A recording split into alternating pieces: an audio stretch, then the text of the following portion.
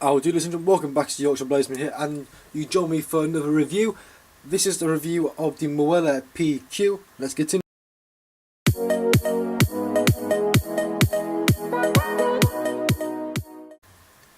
So today I will be reviewing a lovely traditional knife from Spain. This is the Muela PQ. If you know me and you know my channel, you know I'm a huge fan of Muelas. I have many Muelas in my collection and I love Spanish knives. I bought this in August on my holiday, and I am going to review it for you today. This is a very unique and special knife. You don't really find them a lot, and it just screams Spain to me. So before I get into the knife, let us go over the size. So here we have another new knife. This is the Isel Antigua. Here we have a limited edition Austrian Victorinox Pioneer. Here we have a Spadico Tenacious, and lastly we have the biggest folding knife I own, the Isel Canivente.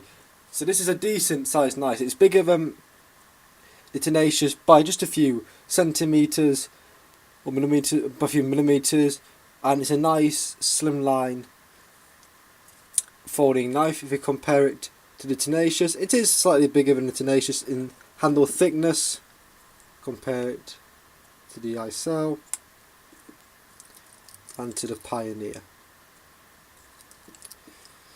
So this is a pretty substantial knife, which we like to see. Right, move these out of the way. Here we go. I'm just having a quick sip of Sagres,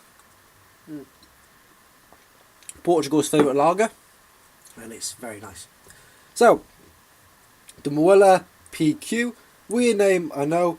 Muela tend to just name them for fixed blades, unique names, and only some of their finest folding knives, but PQ is fine. It's not that hard to remember really, and it's not a long name either. So the Muela PQ, what do we have? Now the Muela PQ comes in 3 different variants. This is the Kingswood model, Kingswood wood. You can get it in coral Parker wood or black micarta. You can also get it in a ram horn as well. Here are 3 of them on the Muela website. We have the Kingswood one here, we have the coral Parker wood, and we have a ram stag, but you can also get it in a black micarta as well. Some nice traditional things. It also, I think, does come with a sheath. I'm not sure 100%, but unfortunately mine didn't, because I bought it in a service station and they didn't have it one there. If you take, excuse me, gassy beer. In the UK, in our service stations, you can't buy knives. In America, you can buy knives, but I don't think they're great quality ones. You know, these cheap, crappy things like zombie knives and all that kind of crap. In Spain, you don't get that at all. You get in the service stations, the petrol stations, knives, but you get some crap ones. But if some ones you go to, you will find Spain's creme de la creme, like Cunimum, Muela, or Victorinox. Just showing you here a few photos. That was one cabinet, and then this was full of fixed blades. And if I can zoom in on here, this one here, that knife there is for stabbing pigs after you shot it if it's still alive. And look at that one, lethal weapons, and even that one here, like a gaucho knife. You don't need any ID, you go in, you can buy one. Why didn't ID me? But anyway, it's so easy to walk in and buy a huge knife in Spain. They don't really seem to care. Everyone's laid back. There is no knife crime, which is good for your average tourist who wants to buy a knife from the service station. So this knife cost me €65, which is a good price. So that's around about in the 55 quid, I think, maybe a bit more. I don't know. But that is a fantastic price because I know they're way more expensive in the UK. Muela knives are built to a highest grade quality. Some of them are all handmade, some of them are machine made, and some of them are a mixture of the both. I believe this is one of the mixture of the both hand built and both machine built. So let's go over some specs, shall we? So as I said, this is the Kingswood version. I just need to give it a bit of a clean up, but once that's cleaned up, that will be a really nice handle. It's a bit grotty because it had a sticker on it, and I tried to remove it and it just spread over grease and the crap all over the handle. So bit of a shame, I know, but now too severe. So the steel is X50CR Mova 15 or Molibandino, which all the Spanish pronounce it. I actually didn't know what it was actually called. What it equivalent to Molibandino. It's X50 Chromium Molibandino 15. So that's a good steel. Hardness is 57 to 58 HRC. So this is a hard knife, and it's hard knife, but it's tempered well. Great steel. I like the Spanish Molibandino X50 CR Mova V15 because it maintains an edge very well. It's quite easy to sharpen, really. It's what the Spanish love to use, as a lot of my other muelas are Molibandino. I have 4 muelas, fixed blades, I mean folding knives, so you can tell I really do love them. We have a clip point blade with a satin finish, and we have Muela, the deer logo with the double M imprinted onto the blade. We do have a little finger choil here where you can just rest your finger in there, but it's more of an aesthetic look to be anything.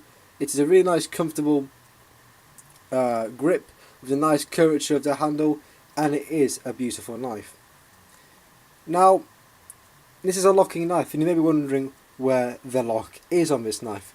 Now, if we think about locks and typical locks in knives, we know that in modern day knives we have something called a liner lock, which is this here. We also have the common back lock favoured in many traditional knives, where you push this lever down and the blade closes. The Spanish, however, when they were making their navajas, the traditional navajas, which I have, this is a Martinez Albinox navaja. They were originally non-locking knives, but around about the 16th, 17th century, they developed these locking blades. Now, originally, which this is the locking mechanism here, originally that was a ring, and you would pull the ring to disengage the blade. But however, that wasn't really a functional thing. Wasn't the best thing to use, so they updated it to this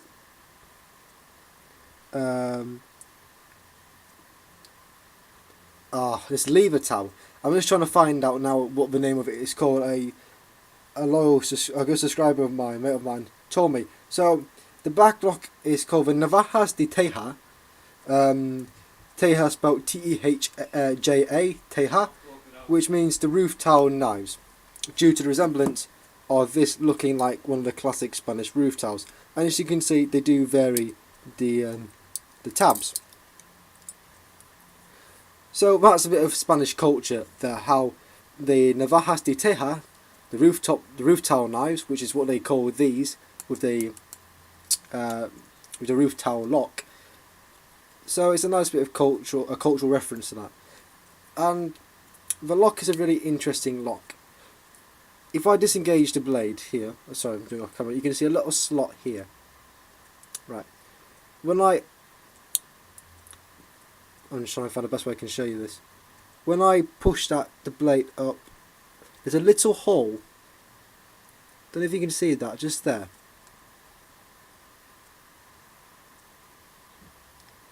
I think the best way to show you is here. You see there's a hole here. When the blade comes up, the little hook slot you saw slides just below into there, and as you can see, causing the metal lever to collapse. And it's the same with this Martinez Albinox. You got the little hole here. The blade collapses, like so, and you can see the little slot here and the circumference of it, the round circular part. And when that slots in place, you can see how it is locked in here. So this is the Navaja de Teja locking mechanism, which is only known for Spain.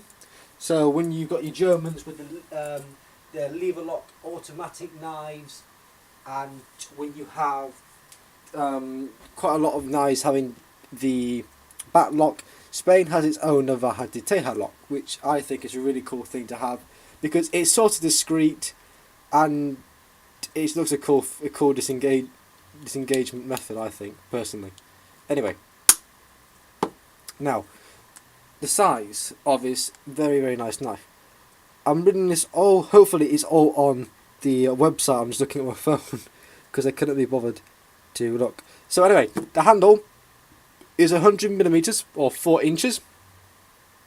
The blade length is 85mm or 3 5/8 of inches, and the weight is 120 grams. So it's a lightweight knife. Unfortunately, it's not UK legal because it locks and it's a long blade.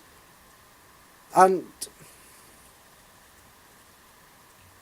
to be honest, I know I say this a lot, traditional knives are just the nicest looking knives at all. Better than Tenacious, I think, any modern knife. So I haven't used this knife at all. Sorry, not the camera there. I'm going to do a paper test. Now, with these Muelas, they are hand sharpened. They're not machine sharpened, I believe. So this should have a really, really good edge on it. I've not even used it at all. Glides through like butter.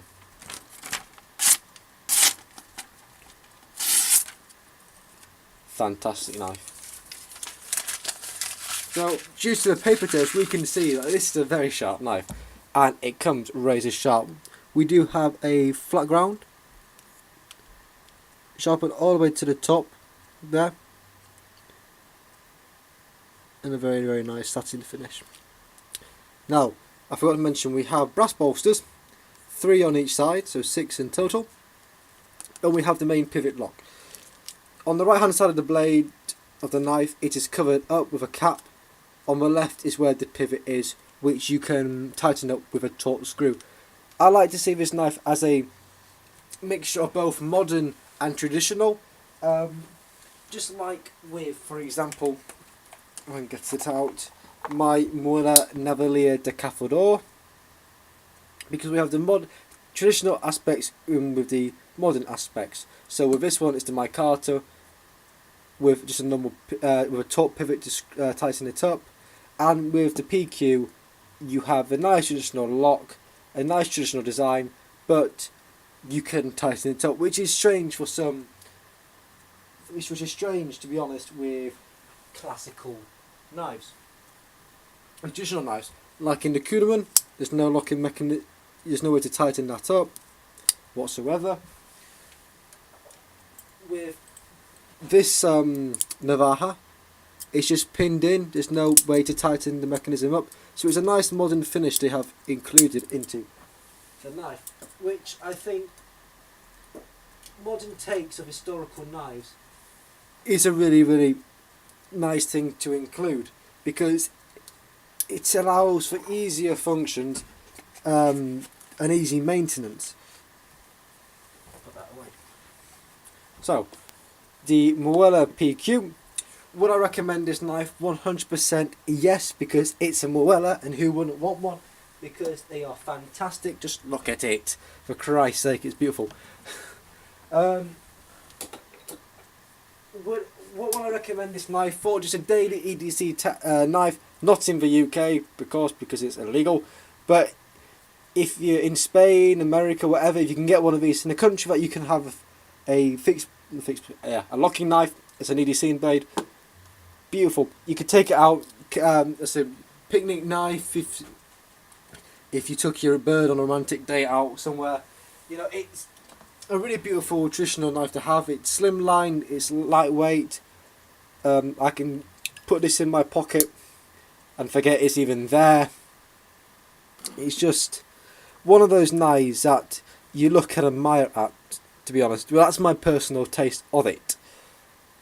Would I recommend paying the price? If you can get it for €65 or around about 50 quid, then you've got a bargain. If you're paying over £80 for it, depending on how much you want one and how much you like traditional Spanish knives, and yeah, if I saw one in the UK for 80 quid, I would definitely buy it straight away because it's just a Muela. It is beautiful. Forgot to mention blade centering is perfecto. Absolutely astonishing, and of course you can, if it loosens its blade centering, you can just tighten it up with the torque screw here, which I believe is a T10. So that's fine. So thank you guys for watching this video. I hope you enjoyed it. If you did, give it a big thumbs up. Give more extreme than that, subscribe to my channel because it really helped me grow. I do have some upcoming videos on some new knives which I will show you. I have one coming up on a nice classical Legule, my first Legule, the Isel Antigua, and I do have some reviews coming out on some new bayonets that I have to my collection, which has not been seen at all. So thank you guys for watching, and I shall see you next time. Goodbye.